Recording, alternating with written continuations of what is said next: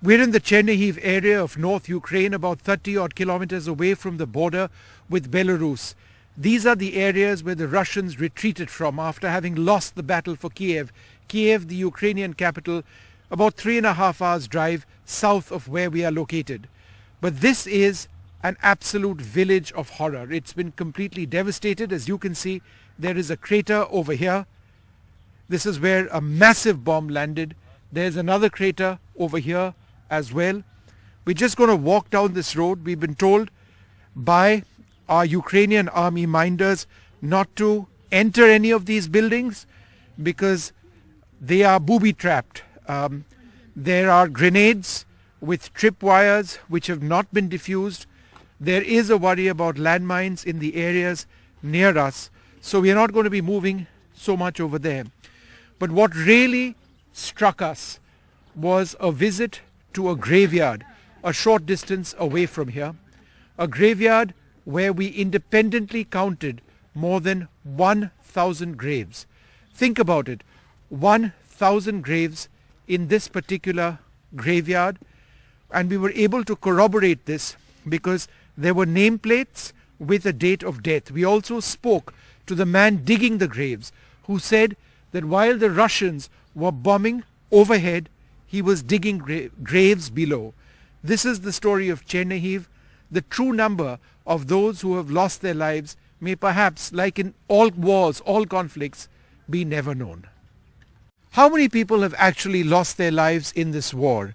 That's a number which is disputed because different sides say different things. But we've come to one of the main graveyards over here, the main cemeteries in the Chernihiv area, and we've counted more than 1,000 graves which have actually been laid over here in this particular area. And all of these are people who have died recently. How do we know that? If you look at the dates which have actually been written, this individual passed away on the 30th of March 2022. If you move to this particular one, on the 28th of March 2022, this individual passed away. Similarly, you just need to go through this. 30th of March 2022, 29th of March 2022, again 29th of March, behind that 30th of March. The point being that this entire area on both sides of where I am, on my right and on my left, these are all recent deaths in a city which was partially evacuated when the Russians started coming over here.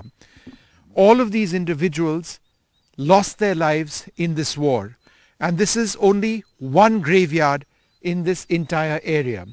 There are several other smaller graveyards as well. In fact, what we've been told is that the main graveyard in the Chernihiv area has been partly damaged. It's been partly destroyed, which is why a lot of the mortal remains of those who died in this war are being brought here. And this extension of this graveyard actually continues far behind me in that direction as well. Ashok, why don't you walk with me and let's just run our cameras onto some of the dates over here. This person died also on the 29th of March this year.